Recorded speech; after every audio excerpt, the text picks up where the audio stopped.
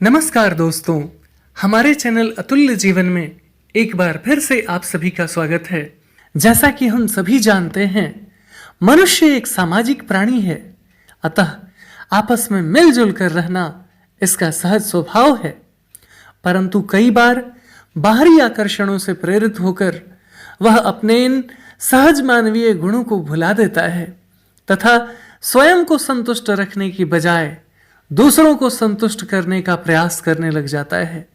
जिसके कारण उससे उसकी अपनी खुशी छिन जाती है और वह अशांत हो जाता है।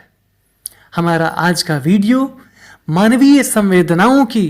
इसी अनुभूति पर आधारित है, अतः आप सबसे निवेदन है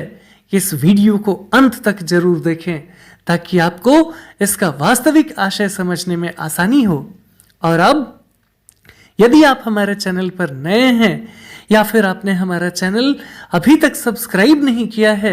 तो प्लीज इसे अभी सब्सक्राइब कर लें, साथ ही बेल आइकन प्रेस करना न भूलें ताकि आपको हमारे आने वाले सभी नए वीडियोस के नोटिफिकेशंस मिलते रहें। और अब आप सबका ज्यादा समय न लेते हुए आइए इस वीडियो को शुरू करते हैं।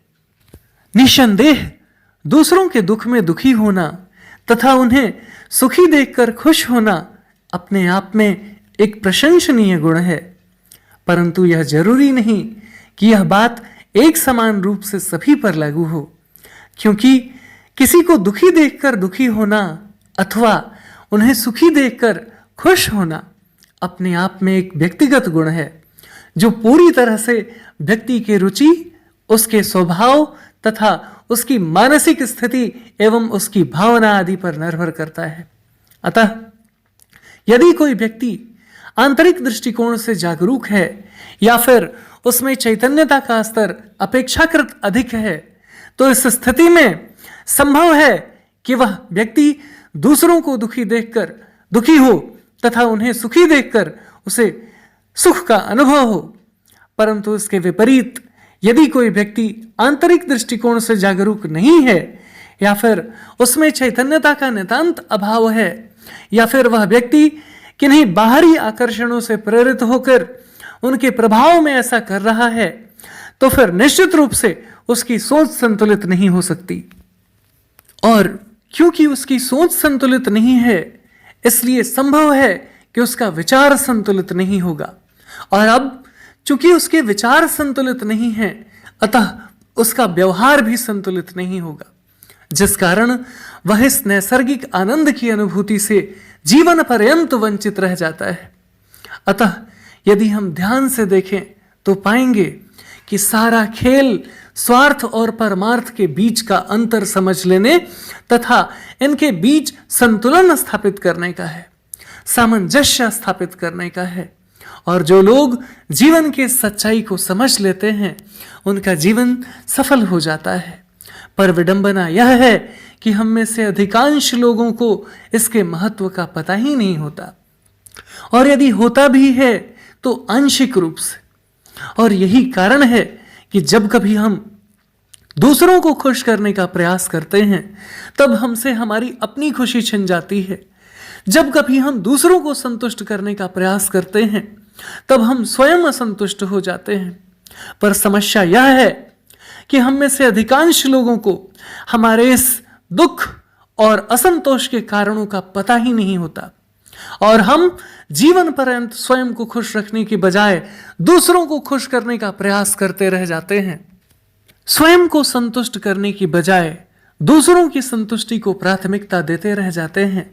जिसके परिणाम स्वरूप हम स्वयं अशांत हो जाते हैं तथा अपना अमन चैन सब खो देते हैं, और अंत में एक निरीह एवं असहाय जीवन जीने को बाध्य हो जाते हैं, क्योंकि हम अपने जीवन के वास्तविक उद्देश्य को नहीं समझ पाते, जिस कारण हम अपने जीवन से कभी संतुष्ट नहीं हो पाते। और ऐसा हो भी क्यों नहीं, जीवन के सबसे महत्वपूर्ण उद्देश्य को हम बाहर ढूंढने की कोशिश करते हैं। आंख से देखने की बजाय सुनने की कोशिश करते हैं और कान से सुनने की बजाय देखने की कोशिश करते हैं, जबकि जीवन के इस महत्वपूर्ण उद्देश्य को जान लेना आत्मावलोकन का विषय है, आत्म मंथन का विषय है। पर ज्ञान के अभाव में हम जीवन पर्यंत इसी प्रकार बाहर भटकते रहते हैं और इस जीवन को जो अपने आप में श्रेष्ठ करने, श्रेष्ठ बनने और श्रेष्ठ पाने का एक दुर्लभ अवसर है, यूं ही व्यर्थ गंवा देते हैं। इस संदर्भ में मिर्जा गालिब ने क्या खूब कहा है, उम्र भर गालिब यही भूल करता रहा, उम्र भर गालिब यही भूल करता रहा, धूल चेहरे पर थी और आईना साफ करता रहा। तात्पर्य यह है कि खुशी कहीं बाहर नहीं बल्कि हमारे भीतर है, पर अज्ञानतावश हमें इसे बाहर तलाशते रहते हैं, जिसके कारण हमें सदैव निराशा ही हाथ लगती है और इस प्रकार हमारा जीवन दुखमय हो जाता है। और हो भी क्यों नहीं, जीवन के उद्देश्य को समझ लेना इतना आसान नहीं है, क्योंकि यह आत्मावलोकन का विषय है। अतः इसके लिए हमें खुद की खोज में निकलना होगा, पर अफसोस कि हम ऐसा कभी नहीं करते। जब हमारा जन्म होता है तो हम अपने माँ बाप के साथ होते हैं, जब थोड़ा बड़े होते हैं तो भाई बहन और दादा दादी आदि के साथ रहते हैं या फिर नाना नानी के साथ रहते हैं, और जब हम थोड़ा और बड़े होते हैं तो अपने स्कूल कॉलेज के दोस्तों के साथ रहते हैं। फिर कुछ दिन बाद हमारी शादी हो जाती है और हम अपने बीवी बच्चों के साथ रहने लग जाते हैं, पर हम खुद के साथ कभी नहीं रहते, जबकि हमारे प्रश्न का उत्तर स्वयं हमारे पास है, पर हम इसे बाहर तलाशते रहते हैं, जिससे हमारा अंतःकरण अशांत हो जाता है तथा हमारे जीवन शक्ति का नाश हो जाता है और हमें जीवन की चाहत खत्म होने लगती है। अतः यदि इसे समझना है तो हमें खुद के साथ बैठना होगा, आत्मावलोकन करना होगा तथा अतीत के तमाम अच्छे बुरे अनुभवों एवं स्मृतियों को साक्ष्य भाव से टटोलना होगा, और तब जाकर कहीं हम इस बात को समझ पाएंगे कि किसी और को संतुष्ट अथवा असंतुष्ट करना न तो हमारे जीवन का उद्देश्य है और ना ही हम ऐसा कर पाने में सक्षम हैं, बल्कि हमारे जीवन का एकमात्र उद्देश्य स्वयं को संतुष्ट कर इस जन्म मरण के बंधन से हमेशा के लिए मुक्त हो जाना है। और इसी में मानव जीवन की सार्थकता भी है। यदि हम ध्यान से देखें तो पाएंगे कि वास्तव में हमसे किसी का खुश अथवा नाखुश होना या फिर संतुष्ट अथवा असंतुष्ट होना हमारे ऊपर नहीं, बल्कि वह उस व्यक्ति की रुचि, उसके स्वभाव, उसकी मानसिक स्थिति तथा मुख्य रूप से उसकी भावना आदि पर निर्भर करता है। क्योंकि किसी और का संतुष्ट होना अथवा असंतुष्ट होना वस्तुगत नहीं, बल्कि यह एक व्यक्तिगत अनुभव होता है, और यही कारण है कि जिस व्यक्ति, वस्तु या सेवा को आप पहली नजर में पसंद कर लेते हैं, उसी व्यक्ति, वस्तु और सेवा को दूसरे लोग कई बार देखने के बाद भी नापसंद कर देते हैं। और शायद यही वजह रही होगी कि आज से हजारों साल पहले गोस्वामी तुलसीदास जी ने रामचरितमानस की इस चौपाई के माध्यम से जनमानस को समझाने का प्रयास किया है। जाकी रही भावना जैसी, प्रभु मूरत देखी तिन तैसी। अर्थात जिसकी जैसी भावना होती है उसे किसी व्यक्ति अथवा वस्तु की वैसी ही छवि दिखाई पड़ती है।